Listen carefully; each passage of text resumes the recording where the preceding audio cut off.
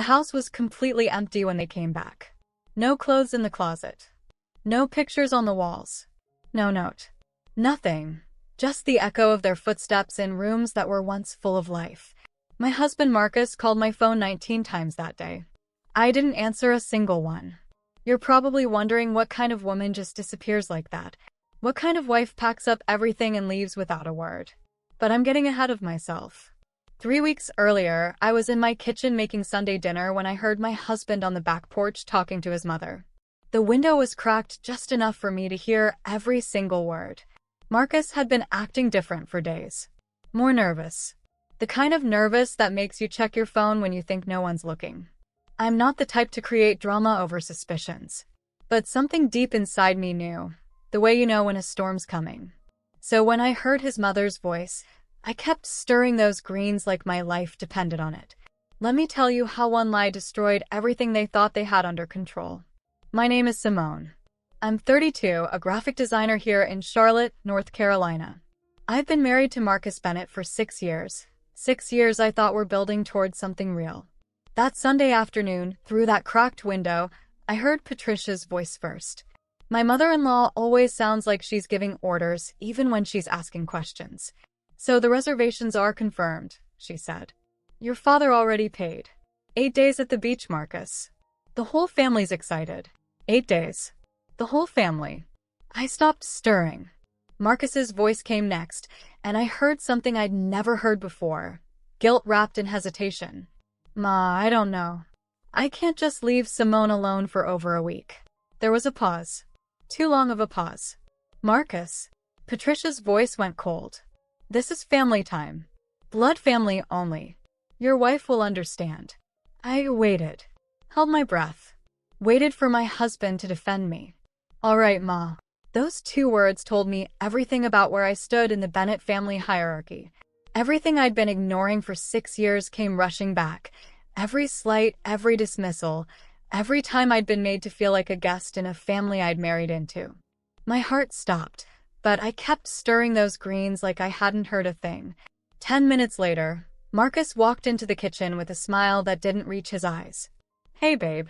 He kissed my cheek like everything was normal. Like he hadn't just agreed to abandon me for a week-long beach vacation. Work just called, he said. Urgent project on the coast. About 8 days. I turned to look at him. Those eyes that made me fall in love 6 years ago. Those eyes that now couldn't hold my gaze.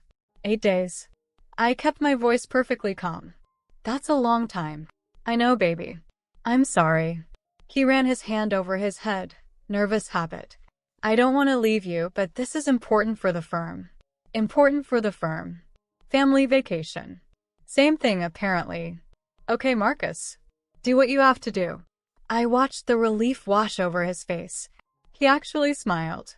Thought it had been easy. He pulled me into a hug, and I let him. That night, while he slept peacefully, I lay awake staring at the ceiling. And I made my decision. I wasn't going to beg. Wasn't going to cry or make scenes. I was going to teach all of them a lesson they would never forget. The next few days were pure theater. Marcus packed beach clothes while inventing stories about meetings. His siblings stopped writing in the family group chat.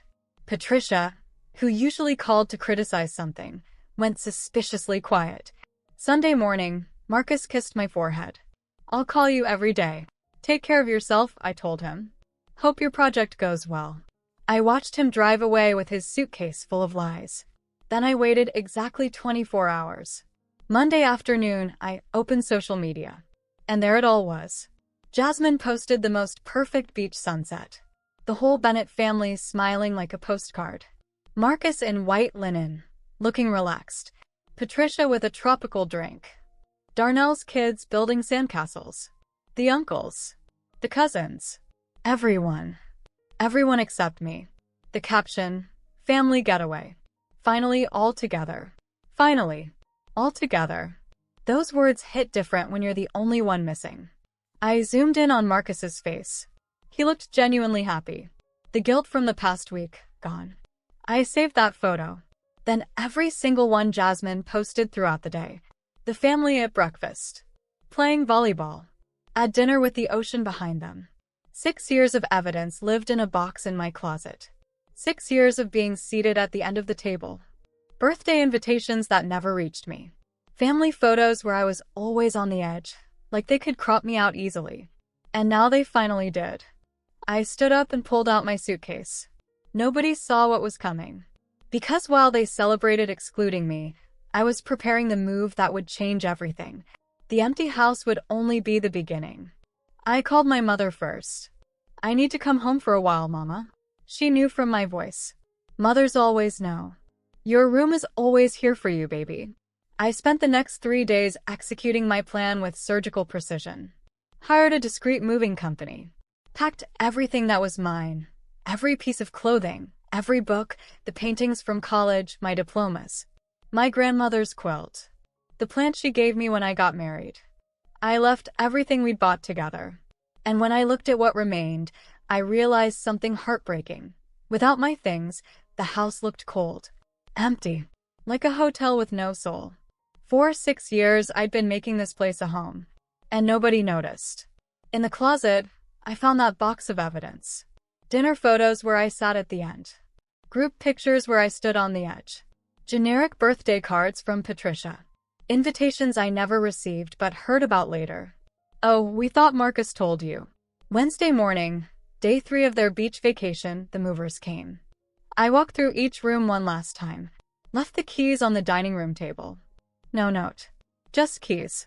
My parents welcomed me home. My father carried my boxes without asking questions. That night, Kennedy climbed into bed with me like when we were girls. "What are you gonna do?" she whispered. "Wait," I answered. "And see if Marcus finally chooses for himself." The days moved slowly. Marcus sent messages like clockwork. Fake work documents. Complaints about meetings that didn't exist. Each lie hurt less than the one before. It's funny how pain can turn into clarity when you stop fighting it. Friday came. Jasmine posted more photos. The family at a beachfront restaurant, toasting with wine. Marcus was in the center, but his eyes weren't smiling. He looked tired. Guilty. Caption: "Last night in paradise." I saved that too. Saturday morning, my phone exploded. Marcus calling over and over. Messages flooding in. "I'm on my way home. Why aren't you answering? Baby, please pick up." I turned off my phone and went to breakfast with my family. We sat around my parents' table, where I always had a seat. We ate my mother's pancakes. Laughed at my father's terrible jokes. Kennedy told stories about her new job. For the first time in weeks, I didn't feel that knot in my stomach. That afternoon, Kennedy got a message from a mutual friend. "Marcus is losing his mind," she read. "Says his wife disappeared." I just took another sip of tea. Sunday afternoon, I finally turned my phone back on. 67 missed calls. 43 texts from Marcus. 18 from Patricia. 9 from Jasmine. Even Uncle Raymond wrote, a man who'd never sent me a single text in 6 years. I only responded to Aunt Diane, who'd simply asked if I was okay. "I'm perfectly fine. I'm with my family." 30 minutes later, someone knocked on my parents' door. Marcus stood on the porch looking like he'd been through a war. Hair everywhere. Wrinkled clothes. Eyes red from crying or not sleeping. Probably both. My father opened the door. Marcus looked past him desperate. "Mr. Taylor, please. I need to see Simone." My father measured him with a look that could cut glass. He turned to me. "Baby girl? You want to see him?" I nodded once. Marcus walked in like he was stepping on broken glass. When he saw me sitting there so calm while he was falling apart, something shifted in his face. He understood. This wasn't a tantrum. This was something way more serious. "Simone." His voice broke. "The house is empty. Everything." "Where?" "I moved," I said simply. "I decided to spend time with my family.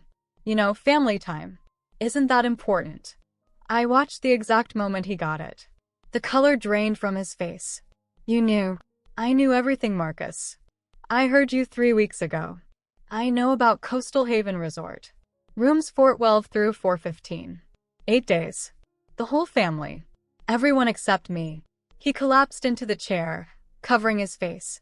"I wanted you to come. I told my mother. But you went without me. She said Dad already paid. That it was just over a week. That it was Blood family only, I finished. I heard that too, including the part where you said, all right, after barely a pause. Tears streamed down his face. I was a coward. I should have defended you. Should have told them if my wife wasn't welcome, I wasn't going either. But you didn't. No, I didn't. My parents quietly left us alone. Are you gonna forgive me? He asked, voice breaking. I looked at him directly. I don't know. This isn't just about a vacation. This is about 6 years of you choosing the easy path while I got erased. 6 years of being served last at dinners. 6 years of your mother criticizing everything I cook. 6 years of your siblings forgetting my birthday. 6 years of your father not knowing my maiden name. My voice stayed steady. Your family has been erasing me piece by piece. And you've always been in the middle, trying to keep the peace. But you know who always loses? Me. You sacrifice my dignity to keep them happy. Every time. You're right. He was sobbing now. I have no excuse. I love you, Simone. I can't lose you. Do you love me enough to set boundaries? Enough to tell them if they can't respect me, they lose you too. Yes.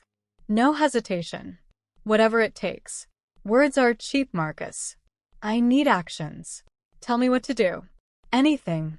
I took a breath. Gather your entire family. Explain why your wife isn't home. I want real apologies, not sorry if you felt that way. I want them to acknowledge every specific thing they did to make me invisible. His eyes widened. I want you to establish boundaries. Real ones. If your mother criticizes me, we leave. If there's a family gathering and I'm not invited, you don't go. No excuses. No dad already paid. Nothing. Marcus nodded frantically. And if they can't respect those boundaries you choose, either you choose me completely, or we separate for good. No more middle ground. The silence was heavy. I understand. I'll do it. All of it. This is your one chance, Marcus. If things go back to how they were, I'm gone. Permanently. I won't let that happen. Then prove it. 3 days later, Aunt Diane messaged me. Marcus called a family meeting. Tomorrow at 6 p.m. at Patricia's. Says you need to be there. My heart raced. He was really doing it. Kennedy insisted on coming with me. We arrived to find every Bennett there. Patricia with crossed arms. William nervous. Jasmine and Darnell avoiding my eyes. All the uncles and cousins from the trip. And Marcus standing in the center. When he saw me, his face transformed into absolute determination. He was really about to do this. For me. Marcus cleared his throat. The room went silent. Thank you for coming, Simone. I'm about to say what I should have said 6 years ago. He turned to his family. For 6 years, you've treated my wife like a temporary guest. You seat her at the end of the table. Criticize her cooking. Forget her birthday. Crop her to the edge of photos like she could be erased. Patricia tried to speak. Marcus held up his hand. No, Ma. This time you listen. 2 weeks ago, you said, blood family only. And I said, all right, Ma. Like a coward. I lied to her face while you all smiled at the beach without her. His voice broke. But Simone didn't scream. She packed with dignity and went where she's valued.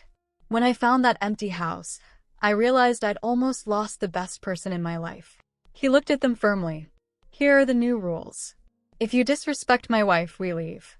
If there's an event and Simone's not invited, I don't come. No exceptions.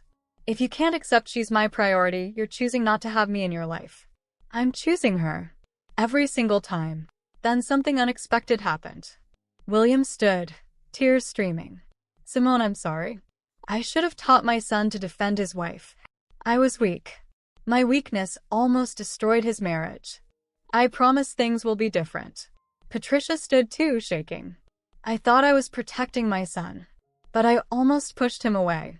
You deserved better. I'm sorry. Jasmine knelt before me. I was jealous. Marcus didn't need me anymore after he met you. I resented you. That was wrong. Darnell stood. I watched them treat you like you didn't matter and said nothing. I should have been your ally. One by one they came. Real apologies. I stood. Words need actions. Either you treat me with respect, or Marcus and I build our life without you. Marcus took my hand. Together. Patricia nodded through tears. Together. I understand. With very clear boundaries, I added. At the first sign of disrespect, I'm gone. Permanently. We understand, Patricia whispered. 2 weeks later, I came home. Marcus had framed photos of my family. My parents' wedding, me and Kennedy as kids, my grandmother. He hung them beside the Bennett photos. Same frames. Same wall. Same level. Our two families, he said. Equally important. Things weren't perfect right away. Patricia had her moments. Old habits die hard. But now Marcus stepped in immediately. Ma, remember what we talked about? And she'd stop. Apologize. Correct herself. A month later, Patricia invited me for coffee. Just us. I never gave you a real chance, she admitted. I was so scared of losing my son I never saw I was pushing him away. I never really saw you. She looked up. Thank you for not giving up on Marcus. And for teaching me that love means respect. I squeezed her hand. Thank you for finally seeing me. Now, I won't tell you everything's perfect. That would be a lie. We still have hard days. But here's what I learned. Never beg for a seat at anyone's table. If they don't value you, if they treat you like you're optional, build your own table. Build it strong with people who celebrate you, not just tolerate you. And if the people who pushed you away finally realize what they lost, they can come to your table. But it'll be on your terms. With your boundaries. With your dignity intact. Because respect isn't begged for. It's demanded. And true love, the kind that lasts, the kind that's worth keeping, always finds a way to choose you first. Every single time. Did you enjoy the story? If so, hit like, comment your thoughts, and subscribe. Thanks for watching Revenge with Keisha. See you next time.